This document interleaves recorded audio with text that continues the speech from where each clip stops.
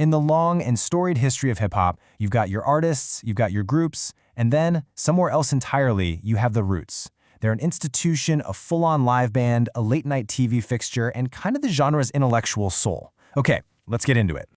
This right here, this is the central question of their incredible 4-decade-long journey. They reached a level of mainstream fame that almost no other hip-hop act ever has, but they somehow remain the absolute gold standard for artistic integrity. So the question is, how on earth did they pull that off? You'll hear people call them a premonitory band, and what that really means is they were a group that seemed to see the future of music and just decided to build it themselves, often going completely against the grain of what was popular at the time. To really understand that vision, we've got to go back, way back, all the way to the hallways of a high school in Philadelphia, where the seeds of a full-blown musical revolution were being planted. So picture this, it's 1987 at a Philadelphia arts high school. Two students, Tariq Trotter, who you definitely know as Black Thought, and Amir Thompson, the one and only Questlove, they meet and start making music. Soon, they add rapper Malik B and bassist Hub to the mix. After trying out a few names, they officially become The Roots, and their first real stage, the streets of Philly, with Questlove banging on bucket drums. Now this is where things get really crucial. In a world that was completely defined by one particular sound, they made a choice to go in a totally different direction. See, in the early 90s, hip-hop was all about boom bap. You know the sound. Producers would dig through endless crates of old funk and soul records, find that perfect drum break, loop it up, and build a whole track around it. That was the sound of the entire era. But the Roots? They completely rejected that. They were a band, a real band. They made their beats with real drums, real bass lines, real keyboards.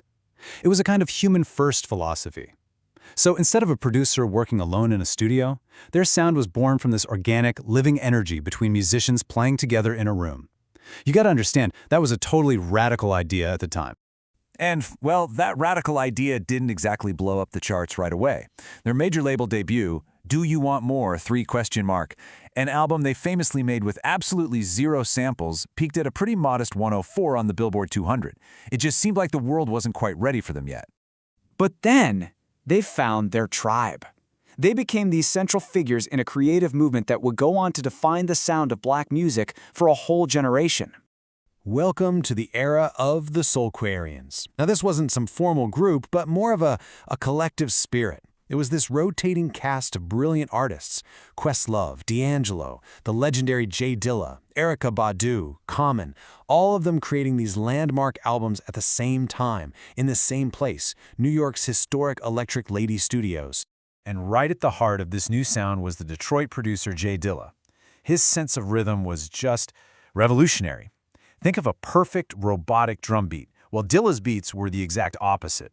They were unquantized, a little behind the beat, a little off-kilter, and just beautifully human.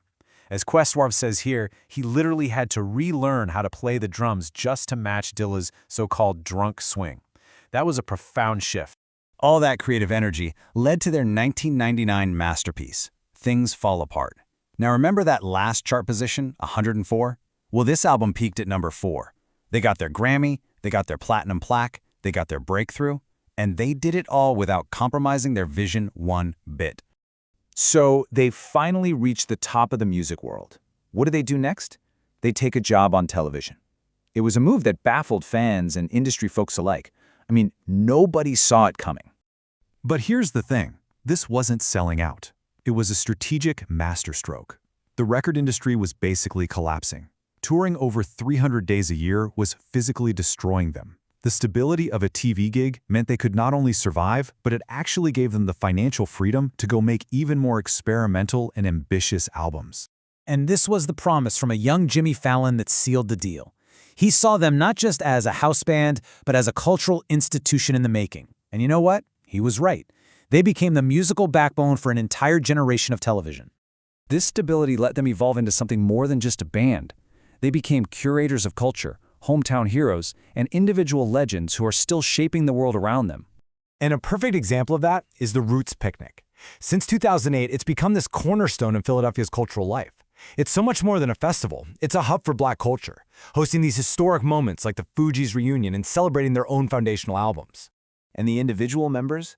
They are still at the absolute peak of their powers. Black Thought, after 4 decades, is still widely considered one of the greatest MCs to ever live. His recent solo work is still getting Album of the Year buzz. That kind of longevity and discipline is it's incredible. Of course, we can't talk about their success without mentioning the man behind the curtain, their late manager, Richard Nichols. Questlove called him their guiding spirit, the intellectual force who pushed them to build what he called their cathedral-like status. His impact is just immeasurable. And so when you look at their entire career, from those school hallways to the late-night stage, you realize their discography has a continuous track numbering system for a reason. It's not just a series of records.